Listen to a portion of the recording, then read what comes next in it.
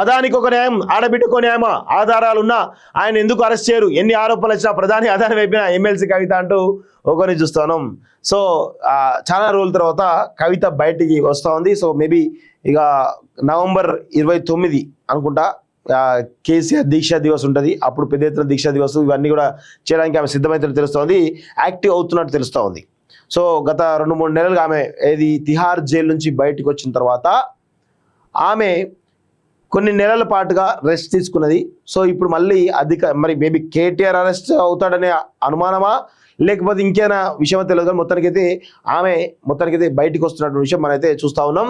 So నిన్న చాలా రోజుల తర్వాత నిన్న పోస్ట్ పెట్టింది ట్విట్టర్లో, అఖండ భారతంలో అదానికి ఒక న్యాయం, ఆడబిడ్డకో న్యాయమా అని ఎమ్మెల్సీ కవిత ప్రశ్నించారు. అదాని వ్యవహారంపై గురువారం ఆమె ఎక్స్ వేదికగా బీజేపీ ప్రధాని మోడీపై తీవ్ర విమర్శలు చేశారు. ఎన్నిసార్లు ఎన్ని ఆరోపణలు వచ్చినా ప్రధాని అదాని వైపేనా అని ప్రశ్నించారు. ఆధారాలు లేకుండా ఆడబిడ్డ కాబట్టి అరెస్ట్ చేయడం ఈజీ అని, ఆధారాలున్న అదాన్ని అరెస్ట్ చేయడం మాత్రం కష్టమా అని నిలదీశారు. జైలు నుంచి విడుదలయ్యాక కవిత తొలిసారి రాజకీయ వ్యాఖ్యలు చేయడం గమనార్హం అంటూ ఒకరిని చూస్తాను. కవిత రీ ఎంట్రీ, త్వరలో నిజామాబాద్ నాయకులతో భేటీ, కులగణనపై 26న బీసీ కమిషన్కు వినతి, 29న దీక్ష దివస్లో పాల్గొన్న కవిత సంక్రాంతి నుంచి పూర్తి స్థాయిలో ప్రజల్లోకి వచ్చేలా ప్లాన్ అంటూ చూస్తున్నాం. నేడు జాగృతి ముఖ్య నేతలతో సమావేశం అంటూ చూస్తా ఉన్నాం. జనంలోకి కవిత రాబోతున్నారు. జైలు నుంచి విడుదలైన తర్వాత సైలెంట్ గా ఉన్నారు. రాజకీయ పరిణామాలు ఆసక్తిగా పరిశీలిస్తున్నారు. జైలు నుంచి వచ్చిన 3 నెలల తర్వాత కేంద్రంపై ఎక్స్ వేదికగా విమర్శలకు పదును పెట్టింది.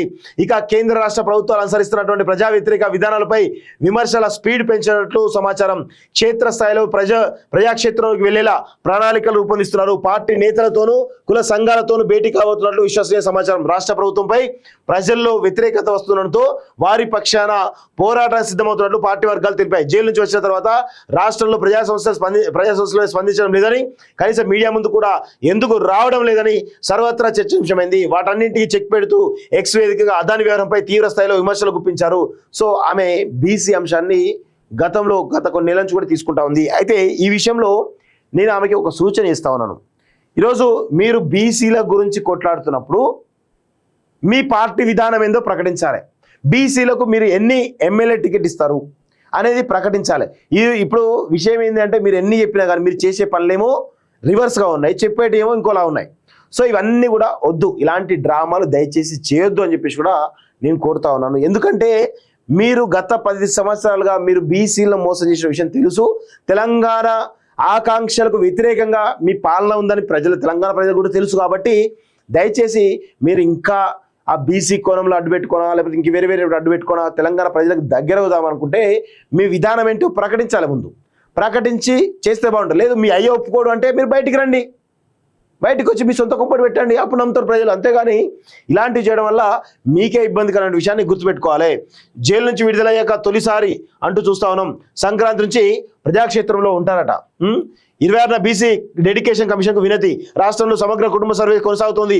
ఈ సర్వేతో ఏ వర్గాల ప్రజలు ఎంతమంది ఉన్నారు, వారి ఆర్థిక పరిస్థితి ఏ విధంగా ఉందనే వివరాలు సేకరిస్తున్నారు. ఈ సర్వేతో బీసీ జనాభాను బట్టి స్థానిక సంస్థల్లో రిజర్వేషన్లు పెంచుతామని ప్రభుత్వం ప్రకటించింది. ఇందుకోసం రాష్ట్ర ప్రభుత్వం బీసీ డెడికేటెడ్ కమిషన్ను నియమించింది. ఆ కమిషన్ సైతం ఉమ్మడి జిల్లాల వారిగా అభిప్రాయ సేకరణ కార్యక్రమం చేపట్టింది. బీఆర్ఎస్ పార్టీ సైతం త్వరగా బీసీ జనాభా లెక్కలు తేల్చాలని కమిషన్కు వినతి పత్రం అందజేసింది. మీరు అధికారంలో 10 ఏళ్ళప్పుడు చేతగాలేదు మీకు, ఇప్పుడు వచ్చి బీఆర్ఎస్ పార్టీ వీళ్ళందరూ అంటా ఉంటే నిజంగా నవ్వొస్తా ఉంది. 26న బీసీ డెడికేషన్ కమిషన్కు వినతి పత్రం అందజేసినట్టు పార్టీ నేతలు తెలిపారట. చూద్దాం ఏం వివరిస్తుందో ఏం చేస్తుందో చూడాల్సిన అవసరం అయితే ఉంది. కానీ కవిత గారు బయటకు వస్తే ఖచ్చితంగా రాసి పెట్టుకోండి, ఇటు కేటీఆర్కు అదేవిధంగా హరీష్ రావుకు చెక్ పడే అవకాశం ఉంటుంది. ఎందుకంటే ఈరోజు వీళ్ళిద్దరిని దాటుకొని ఆమె కొంత దూకుడుగా పోయేటువంటి అవకాశం అయితే ఉంటుంది. ఎందుకంటే కేటీఆర్ ఆల్రెడీ హరీష్ రావు ఇద్దరు కూడా ప్రజాక్షేత్రంలో ఉన్నారు. వాళ్ళపైన అవినీతి ఆరోపణలు కూడా ఉన్నాయి. వాళ్ళు కేటీఆర్ రేపు మాపు జైలుకు వెళ్ళే అవకాశం ఉంది. కాబట్టి కేటీఆర్ ప్లేస్ను రీప్లేస్ చేయడానికి కవితను తీసుకొస్తాం చాలా స్పష్టంగా తెలుస్తూ ఉంది. ఎందుకంటే హరీష్ రావు పెద్ద పార్టీలో ఎవరు పట్టించుకోవట్లేదు. ఈవెన్ కేసీఆర్ కూడా పట్టించుకోవడం విషయం తెలుస్తూ ఉంది. ఆయన ఎప్పుడు బయటకు వద్దామా అనేటువంటి ప్లాన్లో ఉన్నాడు, లేదంటే బీఆర్ఎస్ను టేక్ ఓవర్ చేసే ప్లాన్లో ఉన్నాడు.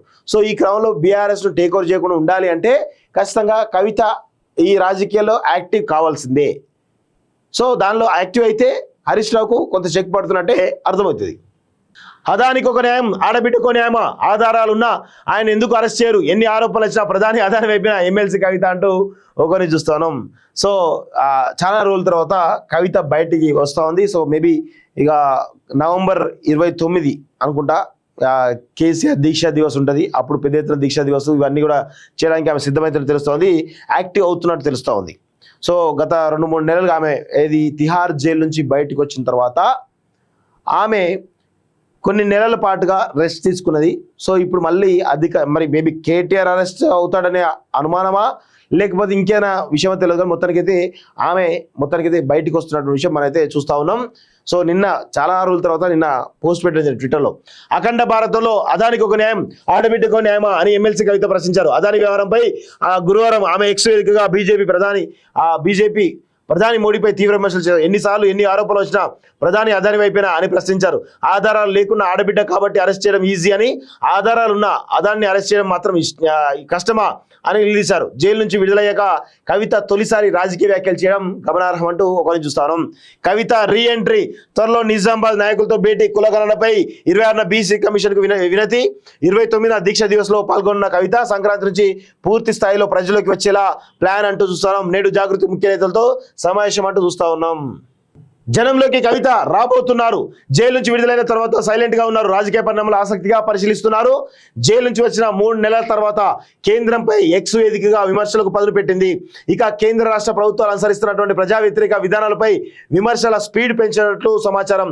క్షేత్రస్థాయిలో ప్రజాక్షేత్రంలోకి వెళ్లేలా ప్రణాళికలు రూపొందిస్తున్నారు. పార్టీ నేతలతోనూ కుల సంఘాలతోనూ భేటీ కాబోతున్నట్లు విశ్వసనీయ సమాచారం. రాష్ట్ర ప్రభుత్వంపై ప్రజల్లో వ్యతిరేకత వస్తుండటంతో వారి పక్షాన పోరాటానికి సిద్ధమవుతున్నట్లు పార్టీ వర్గాలు తెలిపాయి. జైలు నుంచి వచ్చిన తర్వాత రాష్ట్రంలో ప్రజా సంస్థలు స్పందించడం లేదని, కనీసం మీడియా ముందు కూడా ఎందుకు రావడం లేదని సర్వత్రా చర్చించమైంది. వాటన్నింటికి చెక్ పెడుతూ ఎక్స్ వేదికగా అదాని వ్యవహారంపై తీవ్ర స్థాయిలో విమర్శలు గుప్పించారు. సో ఆమె బీసీ అంశాన్ని గత కొన్ని నెలల నుంచి కూడా తీసుకుంటా ఉంది. అయితే ఈ విషయంలో నేను ఆమెకి ఒక సూచన ఇస్తా ఉన్నాను. ఈరోజు మీరు బీసీల గురించి కొట్లాడుతున్నప్పుడు మీ పార్టీ విధానం ఏందో ప్రకటించాలి. బీసీలకు మీరు ఎన్ని ఎమ్మెల్యే టికెట్ ఇస్తారు అనేది ప్రకటించాలి. ఇప్పుడు విషయం ఏంటంటే మీరు ఎన్ని చెప్పినా కానీ మీరు చేసే పనులేమో రివర్స్గా ఉన్నాయి, చెప్పేటేమో ఇంకోలా ఉన్నాయి. సో ఇవన్నీ కూడా వద్దు, ఇలాంటి డ్రామాలు దయచేసి చేయొద్దు అని చెప్పేసి కూడా నేను కోరుతా ఉన్నాను. ఎందుకంటే మీరు గత 10 సంవత్సరాలుగా మీరు బీసీలను మోసం చేసిన విషయం తెలుసు. తెలంగాణ ఆకాంక్షలకు వ్యతిరేకంగా మీ పాలన ఉందని తెలంగాణ ప్రజలు కూడా తెలుసు. కాబట్టి దయచేసి మీరు ఇంకా ఆ బీసీ కోణంలో అడ్డు పెట్టుకోనా లేకపోతే ఇంక వేరే అడ్డు పెట్టుకోనా తెలంగాణ ప్రజలకు దగ్గర అవుదామనుకుంటే మీ విధానం ఏంటో ప్రకటించాలి. ముందు ప్రకటించి చేస్తే బాగుంటుంది. లేదు మీ అయ్యే ఒప్పుకోడు అంటే మీరు బయటికి రండి, బయటకు వచ్చి మీ సొంత కుంపటి పెట్టండి, అప్పుడు నమ్ముతారు ప్రజలు. అంతేగాని ఇలాంటివి చేయడం వల్ల మీకే ఇబ్బందికరమైన విషయాన్ని గుర్తుపెట్టుకోవాలి. జైలు నుంచి విడుదలయ్యాక తొలిసారి అంటూ చూస్తా ఉన్నాం. సంక్రాంతి నుంచి ప్రజాక్షేత్రంలో ఉంటారట.